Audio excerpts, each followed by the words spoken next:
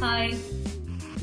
അപ്പൊ ഇത് കണ്ടോ, ഇത് പൊളിയും പയറില്ലേ, നമ്മുടെ ചുവന്ന കളറുള്ള പയറ്, നാടൻ പയർ എന്നൊക്കെ പറയും.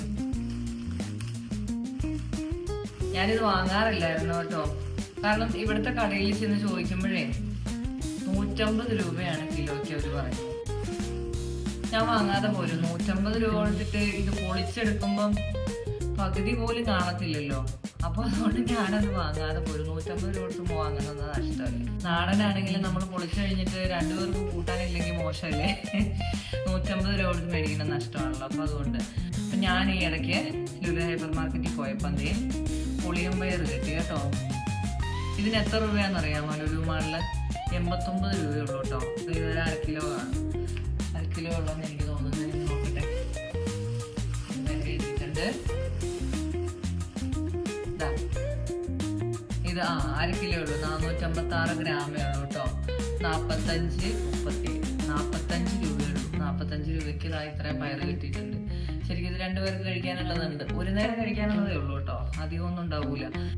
പൊളിക്കുന്ന പയറിന് ഭയങ്കര ഇഷ്ടമാണ്. കറി വെച്ചാൽ നല്ല ടേസ്റ്റ് ആണ്. പൊളിച്ച് പയറിന്റെ ഉള്ളില് മാത്രം.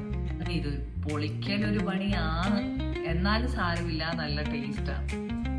അപ്പൊ നമുക്കിന്ന് പയർ തോരൻ വെക്കാം കേട്ടോ. അപ്പൊ എനിക്ക് ഇതിന്റെ വില വ്യത്യാസം കണ്ടപ്പോൾ ഒരു വീഡിയോ എടുത്തിടാന്ന് തോന്നി, അങ്ങനെ എടുത്താണ് കേട്ടോ വീഡിയോ. അല്ലാണ്ട് ആരെയും കുറ്റപ്പെടുത്തിയതൊന്നും അല്ല. പക്ഷെ 150 രൂപ എന്ന് പറയുന്നതും 89 രൂപ 90 രൂപ എന്ന് പറയുന്നതും തമ്മിൽ വലിയ വ്യത്യാസമുണ്ട്. അത്രേ ഉള്ളൂ, അത്രയും ഞാൻ ഉദ്ദേശിച്ചുള്ളൂ. നല്ല മൂത്ത പയറാണ്, പൊളിക്കാൻ നല്ല എളുപ്പമുണ്ട്.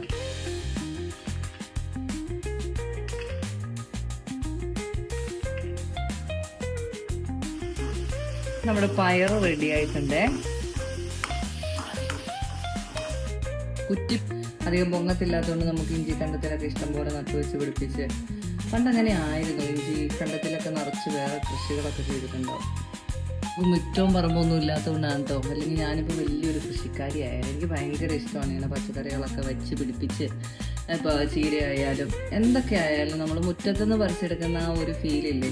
പണ്ട് ഞാൻ ചീര വാങ്ങിപ്പിക്കില്ലായിരുന്നു കേട്ടോ, കാരണം എനിക്ക് മുറ്റത്തുനിന്ന് പറിച്ച ചീര ഇഷ്ടമുള്ളൂ. ഞാനങ്ങനെ പറിച്ചിട്ടുള്ള ചീരയെ കഴിച്ചിട്ടുള്ളൂ. അതുകൊണ്ട് മുറ്റത്തുനിന്ന് പറിച്ച ചീരയാണെങ്കിലും ഞാൻ കഴിക്കുന്നുണ്ടായിരുന്നുള്ളൂ. അതുകൊണ്ട് മേടിപ്പിക്കില്ലായിരുന്നു പുറത്തുനിന്ന്. പിന്നെ കിട്ടാതെ വന്നു കഴിയുമ്പോൾ നമുക്ക് മേടിക്കാതെ നിവൃത്തിയില്ലല്ലോ, എന്നാൽ അതുകൊണ്ട് മേടിപ്പിക്കും. അതുപോലെ തന്നെയാണ് പയറും ഒക്കെ.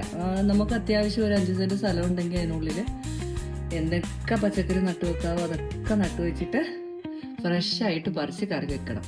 എന്നാലാണ് അതിൻ്റെ ഒരു ഫീല് കിട്ടുക.